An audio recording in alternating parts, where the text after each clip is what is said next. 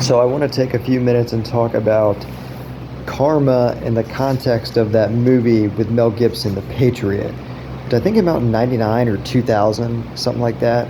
I watched it several times. I remember it was on. I had it on VHS actually when I was in maybe like sixth grade or something. I don't know. But I want to talk about karma in the context of The Patriot because it's it is a very fitting. There's some very fitting plot points in the movie. Okay, so now the movie begins with Mel Gibson's. He's on a plantation that he owns, and well, when the redcoats show up to put a stop to the revolution, Mel Gibson's youngest, not his youngest, his teenage son, I think his name was Thomas in the movie. Well, one of the British officers of the cavalry, Colonel Tavington is his name in the movie, he shoots and kills Mel Gibson's teenage son, right? And when Mel Gibson tries to plead with him to let his oldest son go, be as a prisoner, he says he appeals to the rules of war. He says, by the rules of war. And then the colonel says, would you like a lesson, sir, in the rules of war? And he points his weapon in the direction of his children, and he says, or perhaps your children would. Now, okay, this is where we can first start to talk about it, okay, because the issue, remember, is that it's revealed over the course of the movie that when Mel Gibson was in the military, his character, he butchered a bunch of Frenchmen or something, like really brutally too. And so there's no honor in that. And so when Colonel Tavington was going to do something that was not honorable, and Mel Gibson's character, Benjamin Martin is his name in the movie, tries to stop it, he appeals to the rules of war. Well, what rules of war were you respecting when you butchered a bunch of Frenchmen years ago? Right. Now there's karma right there.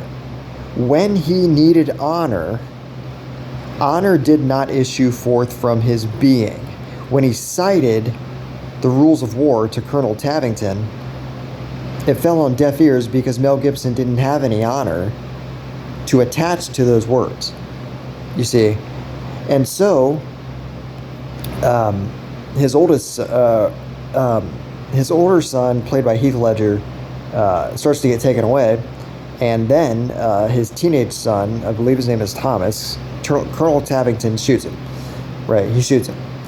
And, well then, now you see here, Mel Gibson, his character in the movie, if he is going to deal with the karma of having butchered all of those French soldiers, he should just let it go and take his son's death as a lesson that this is your retribution. Because if you hadn't butchered those soldiers years ago, Colonel Tavington would have respected the honor that was issued from your being when you appealed to the rules of war.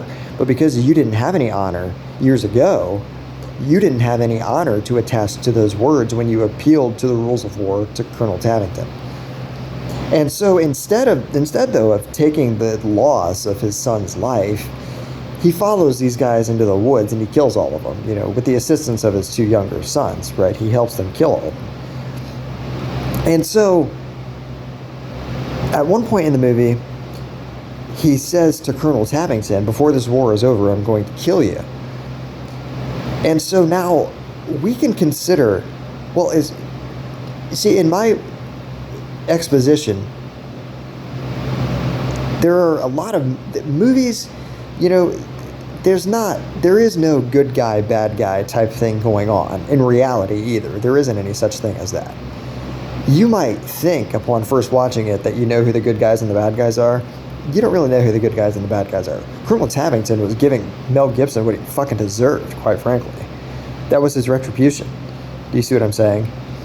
And so, when it gets towards the end of the movie, Mel Gibson is about to be killed by Colonel Tabington. They're on the battlefield. It's like one of the last scenes of the movie. And Colonel Tabington is about to kill him with his sword, right? Well, now, like a ninja, Mel Gibson knows right where Colonel Tabington is at just the right time. And he's able to maneuver, turn around, and he stabs him with a bayonet. Now, Colonel Tabington says, "Kill me before the war is over, will you? It appears that you are not the better man." Okay, that's could mean you're not as fast, you're not as intelligent, you're not as efficient, you're not as good of a soldier as I am. But it could also mean you're not a good man. You think you are, but you're not, in a moral sense. If you were a good man, if you were in God's good graces or something, you'd be about to kill me, but it's the other way around. So he's judging Mel Gibson's character right there. Okay. So then after Mel Gibson stabs him with the bayonet, he says, "No, my sons were better men." So we can see the cycle of karma as it spins round, you see, because Colonel Tabington, I'm not saying that he's a good man, but, you know, just because he's a very brutal person doesn't necessarily mean that he's a bad person. He could just be doling out retribution to people. How the hell do you know he's a bad person? You don't know. He could be God's instrument to pay back people what they deserve, you know. But then we see now we can judge Colonel Tabington, at least in a narrow sense, we can judge Colonel Tabington's character by, well, if Mel Gibson is right, in the context of karma here, his sons were such that if they had remained in the world would have been better off with them in it.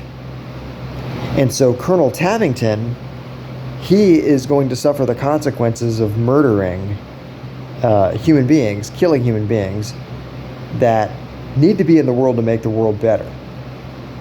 And so, in that sense, we can understand how karma is actually affected. Because think about, like, well, remember, like, when was this? Back in, like, the 1920s or I don't remember when this was. When the British slaughtered the Zulu of Africa, the African Zulu people, right? And these guys are, you know, they got, like, sticks and shit, like, and the British just slaughter them, like, with machine guns, you know. And so now we can answer a question, okay? How is it that karma is affected when, okay, so suppose, like, somebody like Bruce Lee, right, the famous martial artist, right? Let's suppose you take a gun and you just kill Bruce Lee with a gun, right? How does karma actually, how is it that these beings, very great they are, can be taken out so quickly? And, you know, you look at, like, JFK, who was killed by Lee Harvey Oswald, right? How is it that very great beings like Bruce Lee, right? Well, I could just take a gun and shoot him. I mean, well, it's because, well, who gives a shit if you have a gun and you shoot somebody? I'm not impressed by that at all, okay? You don't make the world any better by being in it doing that, okay? Bruce Lee does make the world way better, okay?